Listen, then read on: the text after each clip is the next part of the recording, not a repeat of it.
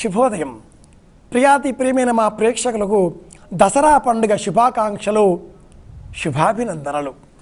ఒకనాటి కాలంలో దసరా పండుగ సరదాల పండుగ.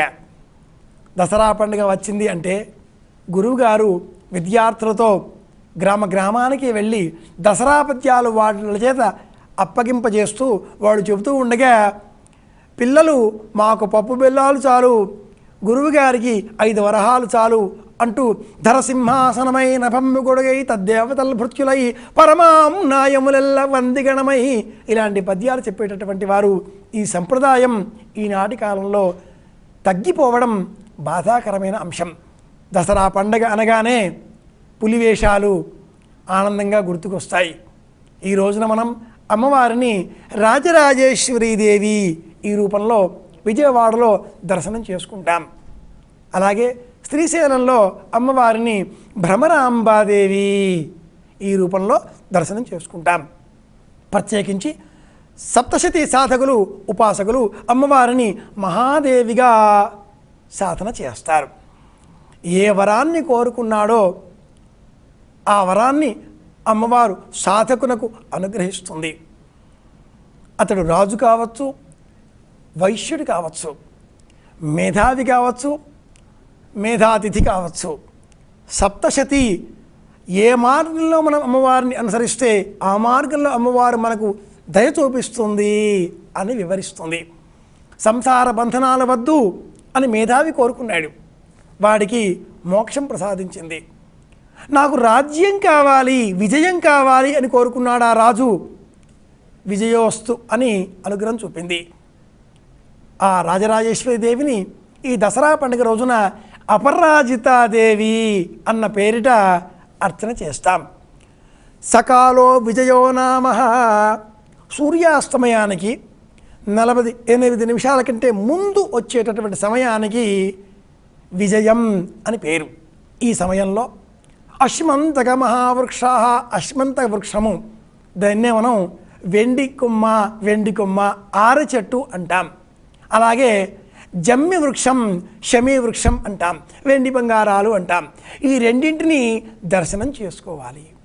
అలాగే పాలపిట్టను దర్శనం చేసుకోవాలి. సీమోల్లంఘనం.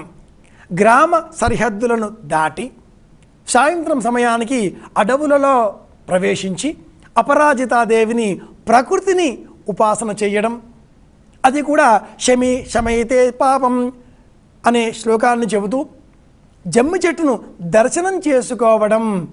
పాండవులు ఆ జమ్మి చెట్టు పైన తమ ఆయుధాలను ఉంచారు, ఈ రోజున స్వీకరించారు, విజయం పొందారు. బ్రహ్మదేవుడు అగ్నిహోత్రుని సృష్టించినప్పుడు ఆ అగ్నిహోత్రుడు బ్రహ్మదేవుడినే దహించే ప్రయత్నం చేయగా బ్రహ్మదేవుడు ఆ సమయంలో జమ్మి చెట్టు సృష్టించాడు అని మనకు వేదం చెబుతుంది. ఆ జమ్మి చెట్టును ఈ రోజున దర్శనం చేసుకోవడం, తద్వారా విజయం పొందగలుగుతాం అంటుంది సంప్రదాయం. నూతన వస్త్రములు ధరించి గ్రామ సరిహద్దులను దాటి జమ్మి చెట్టును దర్శనం చేసుకొని, ఇష్టదేవతా దర్శనం చేసుకొని, పాలపిట్టను కూడా దర్శనం చేసుకోవాలి. ఈ పాలపిట్ట వర్ణన నీలం రంగులో ఉండేటటువంటి వర్ణన. ఈ శరదృతువులో కనిపించేటటువంటి పిట్ట పాలపిట్ట, ఈ ఋతువులోనే కనిపించేటటువంటి పిట్ట పాలపిట్ట. ఇది విజయానికి సూచన. జ్యోతిష శాస్త్రంలో శకున శాస్త్రం ఒక ప్రత్యేక విభాగం. ఏ పక్షులు మనకు విజయాన్ని సూచిస్తాయి, ఏ పక్షులు మనకు అపరాజయాన్ని లేదా ఓటమిని సూచిస్తాయి అనేటటువంటి విభాగంలో పాలపిట్ట దర్శనం విజయానికి సూచన అని మనకు ఆ శాస్త్రం వర్ణిస్తుంది. కనుక ఈ రోజున మనం పాలపిట్టను దర్శనం చేసుకోవాలి. అటు పిమ్మట ఇంటికి వచ్చి పెద్దలకు వెండి బంగారం పేరిట సేకరించినటువంటి ఆ జమ్మి కొమ్మ, ఆరె కొమ్మ, ఈ ఆకులను అందచేసి వారికి నమస్కారం చేయడం ద్వారా వారి ఆశీస్సులను స్వీకరించాలి. ఇది సంప్రదాయబద్ధంగా మనం నిర్వహించుకోవాల్సినటువంటి విజయదశమి పండగ. ఈ రోజున అమ్మవారికి ప్రీతికరంగా షడ్రసోపేతమైనటువంటి భోజనాలను, నైవేద్యాలను సమర్పించాలి. భక్ష్య, భోజ్య, చోహ్య, లేహ్య, పాయసోపహారములతో పాటుగా లడ్డువములను నైవేద్యంగా సమర్పించాలి అంటుంది సంప్రదాయం.